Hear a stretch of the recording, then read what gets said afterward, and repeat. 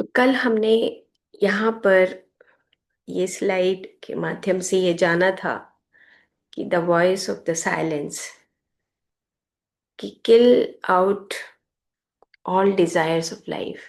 और हमने ये समझा था कि जो हमारी इच्छाएं हैं या जो हमारी अंदर से विशेष होती हैं, तो दो तरह की विशेष हैं। कि एक तो विश है कि हम अपनी जो नीड्स होती हैं डेली की, हम उसको पूरा करते हैं। तो जैसे धर्म, अर्थ, काम, मोक्ष, इस तरह से हमारे चार पिलर्स बताए गए कि हम इन चार पिलर्स के माध्यम से अपने मोक्ष की प्राप्ति करते हैं। मोक्ष का मतलब कि जब एक टाइम ऐसा आता है कि हमारे हमें कोई भी डिजायर नहीं रहती, तो हम धर्म, अर्थ, काम, यानी कि काम मतलब कामनाएं। और जो कामना, जैसे मान लो कि हम डेली रूटीन में जो अपना वर्क करते हैं, अ, वो हमारा एक डेली नीड होती है, जो हमारी एक रिक्वायरमेंट है। जैसे कि मान लो हम मॉर्निंग में उठ के ब्रश करते हैं, एक ब्रश या एक पेस्ट है। और अब एक ब्रश की बजाय हम ये सोचने लगे कि हमारे पास चार तरह की ब्रश हो, या हमारे पास चार तरह की अलग अलग पेस्ट हम संग्रह करके रखें। तो वो जो एक डेली नीड है, उसके बाद जब वो चीज़ बढ़ती है, तो वो लोभ में, हमारी डिजायर्स में परिवर्तित हो जाती है। हमारे पास एक साबुन है, हम फिर उसको चाहते हैं कि चार पांच साबुन हों, अलग अलग तरह के हों, और हम संग्रह करने लग जाए। हम दो साबुन रख सकते हैं, ठीक है, हमारी हमें अंदर से आता है कि हम चलो एक साबुन देखा, फिर दूसरा साबुन देखा, तो ठीक है, हम रख सकते हैं। बट अगर वो नीड हमारी बढ़ के एक कामनाओं में परिवर्तित हो जाए, तब हम उसको लोभ की या काम की अ, के पक्ष में हम उसको रखेंगे। तो वो ये कहते हैं कि kill out all desires of life, यानी कि जो इस तरह की हमारी जो कामनाएं बढ़ती हैं, उसको हमें ख़त्म करना है। डेली नीड में हम जो, मान लो हमारे पास अपनी क्षमता के अनुसार कपड़े हैं, लेकिन हम और ज़्यादा कपड़े संग्रह करने लग जाएं, तो वो उसके बारे में यहाँ पे बताया गया है। फिर उन्होंने कहा कि जब आप इनर साइलेंस में जाते हैं, आप अपने अंदर से आवाज सुनते हैं, अंदर की आवाज सुनते हैं उस मौन साधना में, तो हमें ये आवाज आती है कि हमने वैसे ही बहुत सारा कुछ इकट्ठा किया है। तो वो ये कहते हैं कि आपका जो शेल्टर है, seek shelter in the eternal, eternal side आपका शेल्टर होना चाहिए। यानी कि आप अपनी सोल की गोद में आके बैठ जाओ, सब कुछ छोड़ दो, सरेंडर कर दो आप अपने आप को। तो अब ये प्रैक्टिस है, हमें डेली जब हम ये प्रैक्टिस करते हैं, तो हमें ऑटोमेटिकली अंदर से रियलाइजेशन होता है कि हम सिर्फ और सिर्फ एक कॉन्शियसनेस है।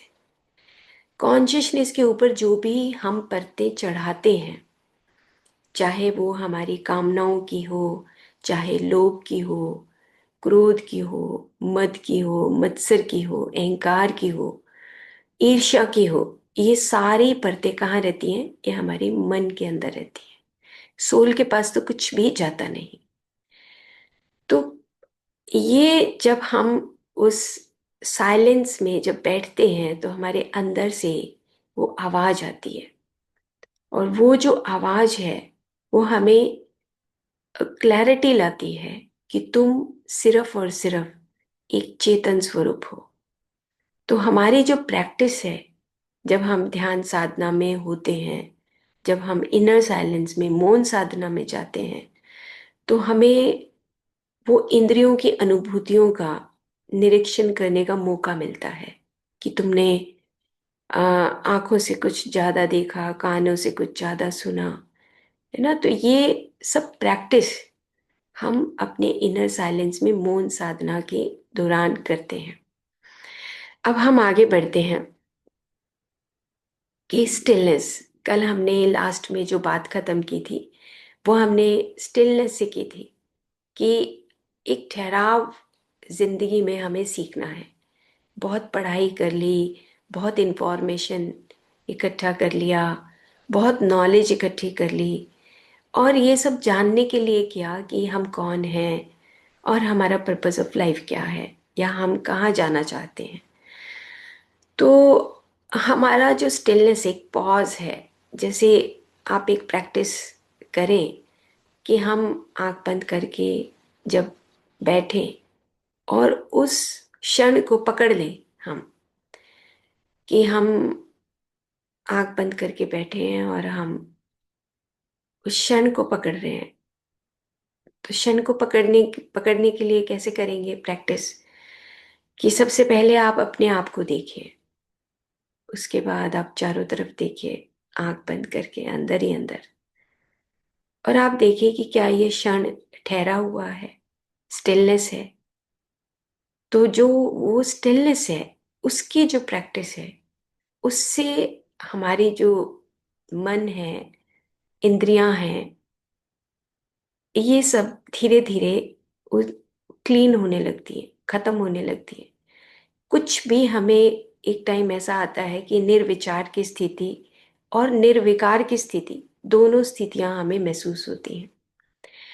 तो ये एक पुस्तक है, कार्ड टोल की पावर ऑफ नाउ। आप उसको जरूर से जरूर पढ़िए, पावर ऑफ नाउ को। और ये स्टिलनेस स्पीक्स, ये पुस्तक भी बहुत अच्छी है। मैंने भी इन दोनों पुस्तकों को पढ़ा है। पावर ऑफ नाउ का तो हिंदी में भी हमने जूम सेशंस में बहुत पहले 5-6 इयर्स बैक इसके ऊपर इंटरप्रिटेशंस की हैं कि पावर ऑफ नाउ यानी कि स्टिलनेस, उस मोमेंट को हमें पकड़ना है। जिस मोमेंट में हम बैठे हैं, खाली बैठना है, कोई म्यूजिक नहीं सुनना, कोई किताब नहीं पढ़नी, जो भी कुछ विचार आता है आने दो, आने दो। और उसके बाद फिर वो एक खालीपन ऑटोमेटिकली आपके पास आ जाता है और आप उस स्टिलनेस को सीखते हो। तो ये जो स्टिलनेस है, ये क्या करता है कि हमें हमारा जो एक्सपेंशन ऑफ कॉन्शियसनेस करता है। यानी कि जैसे अ, एक खेत है सूखा, और उसमें जब हम पानी छोड़ते हैं तो आप देखते हो कि पानी कैसे बहता है, धीरे धीरे उस पूरी उस खेत में, क्यारी में जाने लगता है। धीरे धीरे पानी अपने आप स्प्रेड होता है। सेम इसी तरीके से जो हमारी कॉन्शियसनेस का जो लाइट है, आप पहली पिक्चर जो देख रहे हैं स्टिलनेस में, उसमें आप हृदय के पास एक लाइट देख रहे हैं इसमें। तो धीरे धीरे जब आप स्टिलनेस सीखते हैं तो वो कॉन्शियसनेस एक्सपैंड करने लगती है। या हम उसको उल्टी तरफ से कहें कि जो मन है वो सिमटने लगता है और कॉन्शियसनेस फैलने लगती है। इंद्रियां जो हैं वो खत्म होने लगती हैं, सिमटने लगती हैं, और एक एक्सपेंशन ऑफ कॉन्शियसनेस का भाव आने लगता है।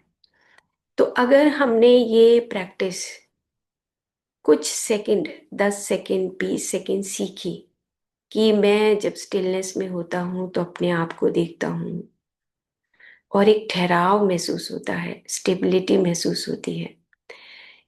तो धीरे धीरे इस प्रैक्टिस को हम 10 सेकंड से 20 second, 30 second, 40 second, 50 second, 1 minute तक हम इसको पहुंचाएं।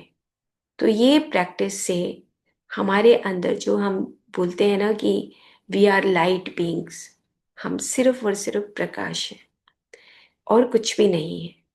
तो जैसे हम अ, कहें कि अन्नमय अन्नमय कोश या अणु, हम एटम्स, मॉलिक्यूल्स से बने हैं।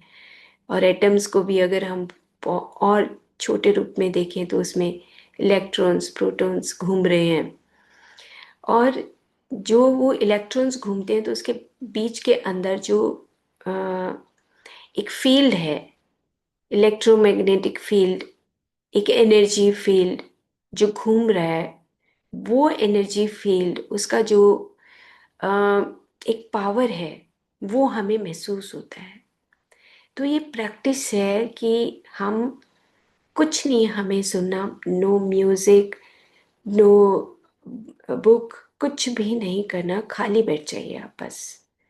और अपने ही पैर के अंगूठे के ऊपर ध्यान दीजिए या हाथ के अंगूठे के ऊपर ध्यान दीजिए कि ये मेरे हाथ के अंगूठे में जो मेरी मांसपेशियां हैं, उसके अंदर मेरे मोलिक्यूल्स हैं, एटम्स हैं, और उसके अंदर इलेक्ट्रॉन्स घूम रहे हैं, और उसके अंदर जो एनर्जी है वो घूम रही है। और वो एनर्जी, यानी कि ये जो कॉस्मिक एनर्जी है, या जो हम उसको कॉन्शियसनेस बोले, जो हमारे रोम रोम में बसी हुई है, उसका रियलाइजेशन होने लगता है कि तुम ये एक मोटे तौर पे शरीर नहीं हो। तुम्हारे अंदर वो सूक्ष्म तत्व जो छुपा हुआ है, जो एक रोशनी के रूप में, प्रकाश के रूप में छुपा हुआ है, वो हमें दिखाई देने लगता है। तो ये जो स्टिलनेस की प्रैक्टिस है, ये स्टिलनेस की प्रैक्टिस भी हम अंतर्मौन में करते हैं। इनर साइलेंस, यानी कि द वॉइस ऑफ साइलेंस। जब हम बिल्कुल आराम से बैठते हैं, तब हमें अपने अंदर से आवाज सुनाई देती है, और वो आवाज हमें अंदर से बार बार कहती है कि तुम कौन हो, ये पहचानो अपने आप को। तो हम इसकी प्रैक्टिस करें। तो आज हम इतना ही करते हैं। तो आपको ये प्रैक्टिस करनी है। 5 मिनट, 10 मिनट, जितना भी आपका दिल करता है उतनी आप प्रैक्टिस करिए, और आपको बहुत अच्छा लगेगा। और जब वो आप प्रैक्टिस करते हैं तो उसको अपनी स्पिरिचुअल डायरी में जरूर से जरूर लिखिए। क्योंकि एक चीज, एक सिद्धांत तो आप समझ लीजिए कि आप एक कोरा कागज हो, कुछ भी नहीं हो। ये जो लिखा जा रहा है, जो स्लाइड में हमने देखा था कि मिरर के ऊपर जो डस्ट चढ़ी हुई है, वो हमें उतारनी है। और वो डस्ट किस चीज की है? कि जो हम बार बार सोचते हैं, उन उन सोचने से जो द्वंद्व पैदा होते हैं, इल्यूजन्स होते हैं, वो उसी से वो डस्ट बढ़ती है। या हम इसको विज्ञान की भाषा में ऐसे कहें कि जो हमारा ब्रेन है, और ब्रेन के साथ जो हमारे सारी सेंसरी ऑर्गन्स का, मोटर ऑर्गन्स का जो संबंध है, उसके जरिए हम अपने ब्रेन के अंदर जो हमारे न्यूरॉन्स हैं, जो हमें देखने की, सुनने की शक्ति देते हैं, या उनका कनेक्शंस बनाते हैं, वो बहुत सारे सर्किट्स डेवलप होते हैं। कहीं पर मेमोरी बनती है, हमारी स्मृतियां बनती हैं, कहीं पर हमारी प्रवृत्तियां बनती हैं। यानी कि प्रवृत्तियों का मतलब ये हो गया कि हमारी टेंडेंसीज की,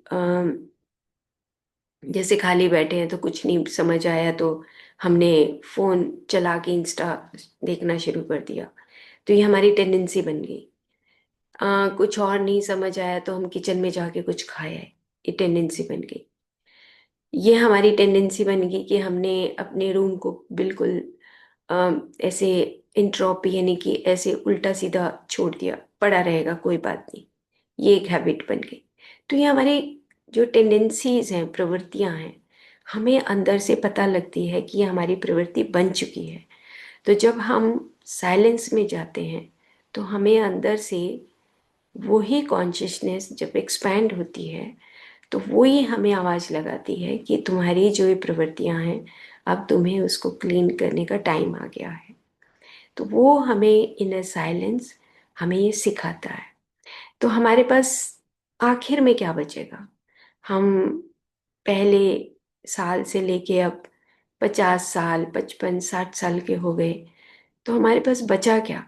एट द एंड हमारे पास सिर्फ एक चीज रहती है, वो है कॉन्शियसनेस।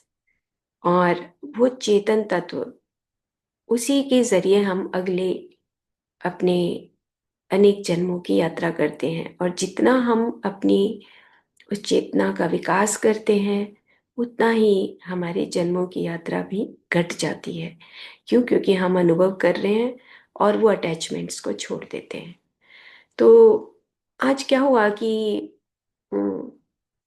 मेडिटेशन जब मैं बहुत डीप मेडिटेशन में थी, तो मुझे अ, एक तराजू दिख रहा था। और उस तराजू में, जैसे एक तराजू में मैं बैठी हूँ और एक तराजू में, दूसरे वाले में अ, ऐसी एक अटैचमेंट बैठी है। तो वो अटैचमेंट अगर भगवान की है तो ऐसे लग रहा था कि वो तराजू ऊपर की तरफ जा रहा है, और वो अटैचमेंट अगर हस्बैंड की है तो वो तराजू नीचे की तरफ जा रहा है। तो एक तरफ मैं बैठी हूँ और दूसरी तरफ उस तराजू में फिर अटैचमेंट दिखाई दी, तो उस तराजू में एक ऐसे, जो हमारी फैमिली है वो बैठी है, तो वो तराजू नीचे की तरफ जा रहा है। और एक अटैचमेंट उसी में, अगर हम भगवान को बिठाते हैं तो वो तराजू ऊपर की तरफ जा रहा है।